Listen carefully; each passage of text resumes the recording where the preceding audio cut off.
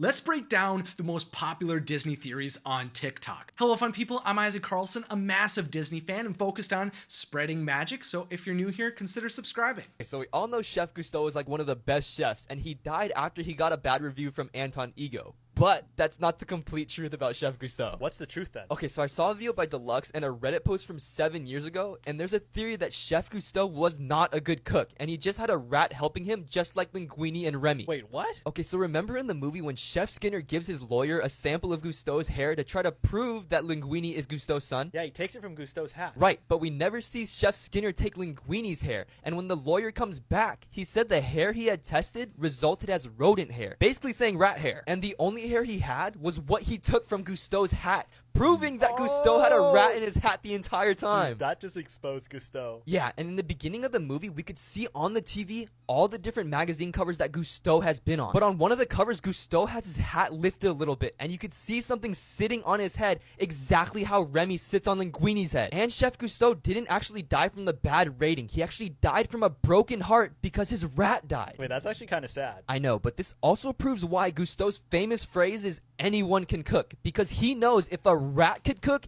anyone could cook. Okay, I enjoy where this Ratatouille theory is coming from. It's cool to think of the continuity between Gusteau and Gusteau's son having this similar connection to rats, and these cooking rats are connected. But there is a big issue. You see, in Ratatouille, the thing is that the lawyer takes a sample from Gusteau's hat, and that sample they're trying to say in this theory was from a rat. But the reality is that what the lawyer actually says is that he received a sample from Skinner, aka the sample from Linguini's own hat was the one that was supposed to be from a rodent. So it couldn't have been from Gusteau's hat. The idea of that little picture kind of looking like a rat, I feel like is a fun idea, and I feel like this could have worked if there would have been more vagueness around which sample they were talking about and things. But in all honesty, I kind of would rather have Gusteau be this amazing chef. It makes it more powerful that there was this great cook, and there's also this great little chef in Remy.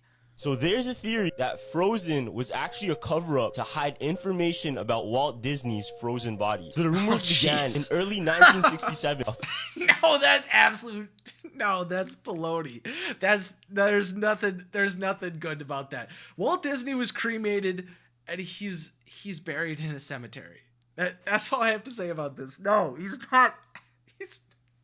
Few weeks after Walt Disney's death, a reporter for the newspaper National Spotlight claimed he had snuck into St. Joseph's Hospital in Burbank, directly across the street from Disney Studios and where he was treated for his illness. The reporter says that he disguised himself and snuck into a secret storage room where he found the deceased body of Walt Disney suspended in a cryogenic metal cylinder. The hope was that eventually our technology will be so advanced that we will be able to bring Walt Disney back to life using his body. So this theory states that to avoid Google searches of Walt Disney's frozen body, Disney came up with the idea to hide the searches up by making a movie called Frozen. So anytime you search up Disney Frozen, the movie with Olaf will show up, not the story about Walt Disney's body. Now this theory extends because apparently Disney on Ice is also an attempt to hide the information about Walt Disney.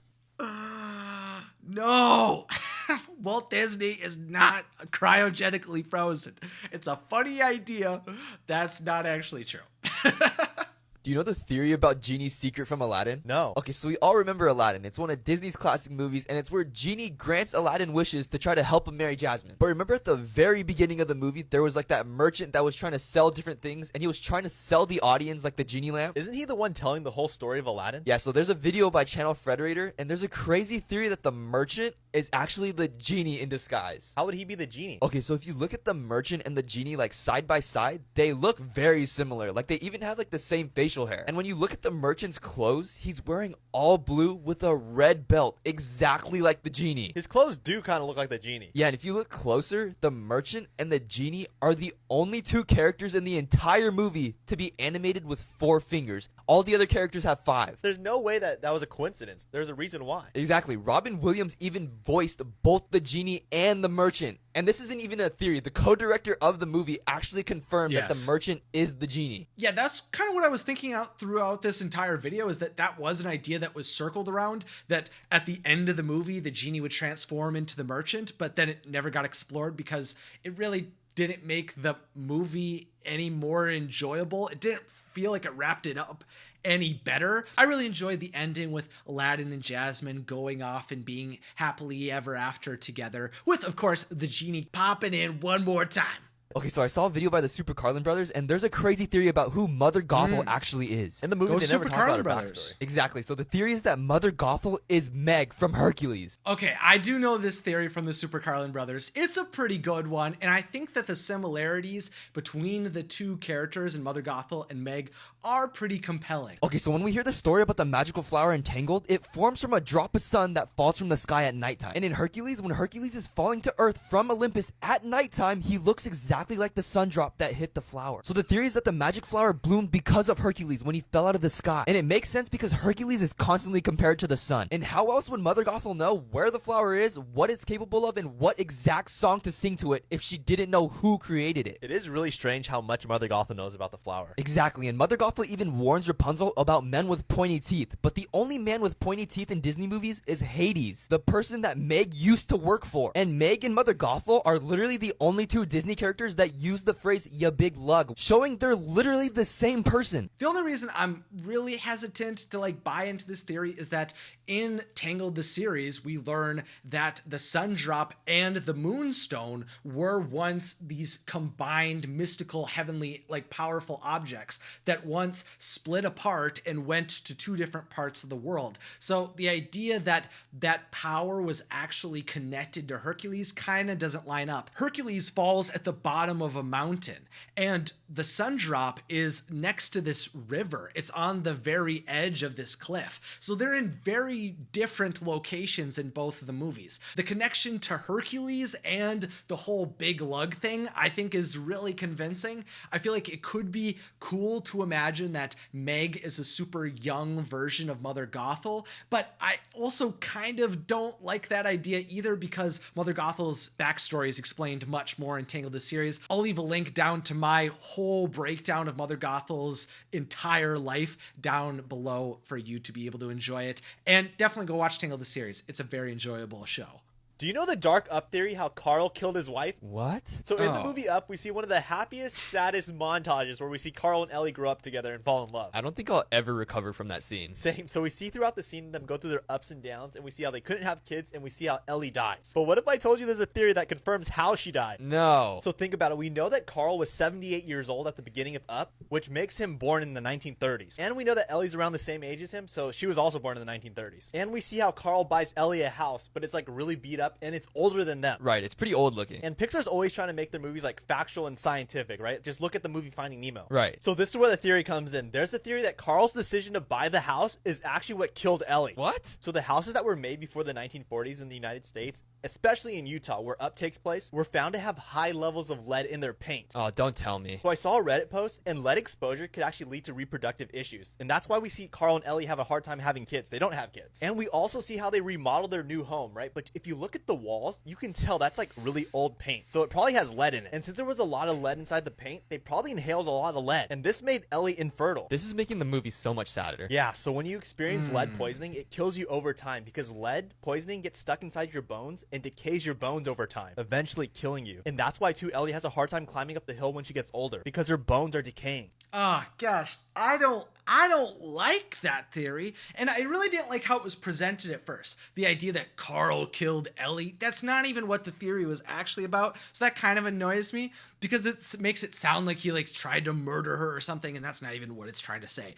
But it does make sense. It tracks. Kind of my only reservation is that Carl remained healthy throughout the entire adventure of Up. He didn't show any signs of being lead poisoned at all, and he existed in the house just as long as her. I mean, it could make sense that Ellie was more affected since she started playing in the house before Carl, but it feels like, I mean, they were there for decades together. It feels like he should have had some type of signs or symptoms that were affecting him as well. I think this theory is very possible, though.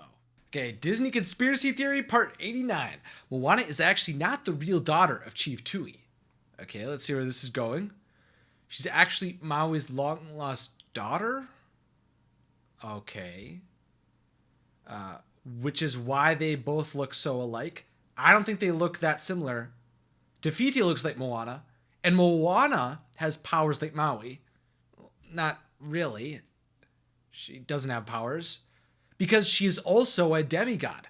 No, there's no way this is true. Maui was trapped on his island for 1,000 years. He couldn't have even met Moana's mother in all of that time. The other thing is that Moana doesn't have any powers. She only interacts with the ocean. The ocean is alive, so that also doesn't work out. If she somehow is able to use Maui's hook or something, there could be the argument that she was a demigod, but she never actually used it. She only gave it to him, like she touched it, but nothing magical happened when she did. What if I told you that Rapunzel from Tangled is actually a villain? How would that even be possible? So we all know at the end of Tangled, Rapunzel gets married to Flynn, and Flynn cuts off her hair, and it turns her hair brunette. Oh yeah, then she lost all of her powers. But after Tangled, we don't know what happens to her, but we can assume that she has kids. When you Google Rapunzel, it says that she ended up having 2 daughters, and the daughters' names were Anastasia and Drizella. Do you know who her daughters are? Wait, the names kind of sound familiar. So in Cinderella, the evil stepmom's daughters are Anastasia and Drizella. No! Yeah, so after Tangled, we can assume that things go wrong for Rapunzel and she becomes mean and evil. And she ends up becoming the evil stepmom in Cinderella.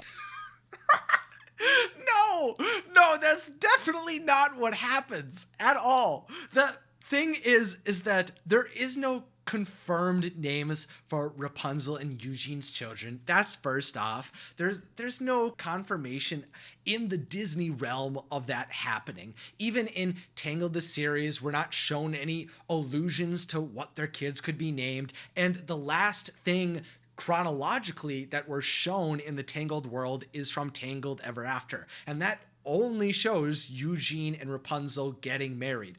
Also, the reality is that Lady Tremaine had to marry someone with the last name Tremaine, and that's not Eugene. So she would have had to marry someone else. But the other thing that doesn't make sense is that Rapunzel is set to become queen of Corona. That's her next task once her parents pass away. So why would she have to marry someone else to try to rise to gain power? Why would she be competing with Cinderella for the hand of a prince?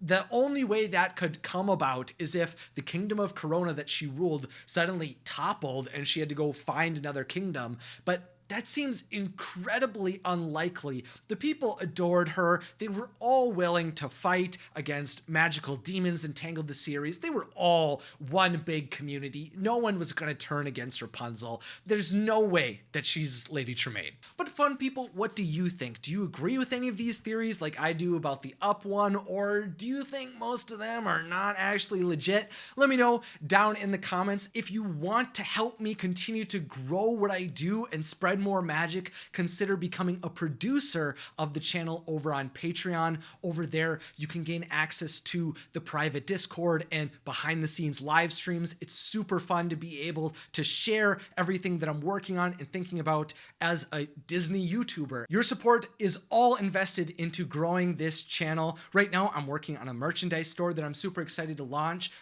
before the end of the year. But of course, thank you all for watching, and I hope you have a very magical rest of your day.